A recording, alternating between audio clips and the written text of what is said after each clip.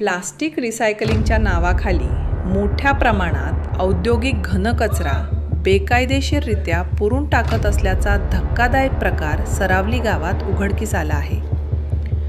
Go green Ecotech solution private limited या उद्योगामधून होत असलेल्या प्रदूषणाविरोधात ग्रामस्थ जितम घरत यांनी दिलेल्या तक्रारीनंतर सरावली ग्रामपंचायतीने प्रदूषण नियंत्रण मंडळाला लेखी तक्रार दाखल करून मोठा मुद्दा उपस्थित केला आहे. सरावली सर्वे नंबर 55 मधील या उद्योगाकडून प्लास्टिक रिसायकलिंगच्या आड औद्योगिक घनकचरा मोठ्या प्रमाणात बेकायदेशीररित्या विल्हेवाट लावला जात असल्याचे समोर आले आहे. परिसरातील रहिवासी वस्तीला त्याचा थेट परिणाम जाणवू लागला असून पाणी, हवा आणि मातीच्या गुणवत्तेत बिघाड झाल्याची तक्रार नागरिक करत आहेत.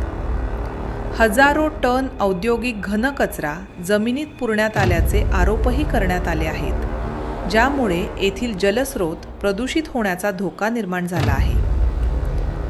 या प्रकरणी सर्वात गंभीर बाब म्हणजे या उद्योगाला दिलेल्या संमतीपत्रावरच आता शंका उपस्थित करण्यात येत आहे. ग्रामपंचायतीचा आरोप आहे की उपप्रादेशिक अधिकारी वीरेंद्र सिंग तारापुरात रुजू झाल्यानंतर या अवैध कृत्यांना उठाव मिळाला. प्रदूषण नियंत्रण मंडळाकडून कारवाई न करता उडवाउडवीची उत्तरे दिली जात असल्यामुळे ग्रामस्थांमध्ये रोष वाढत आहे. नमस्ते, बोलिए।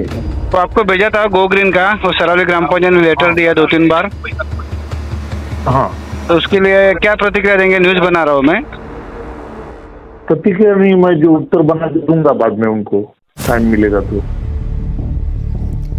या संपूर्ण प्रकरणी उपप्रादेशिक अधिकारी वीरेंद्र सिंग यांना विचारणा केली असता वेळ मिळेल तेव्हा लेखी उत्तर दिले जाईल असे आश्वासन दिले जात आहे. परंतु येथील रहिवासी मात्र स्पष्टपणे म्हणतात की या बेकायदेशीर घनकचरा जमिनीत पुरविल्यामुळे भविष्यात आरोग्य धोका वाढणार असून प्रशासनाने तातडीने हस्तक्षेप करणे अत्यावश्यक आहे.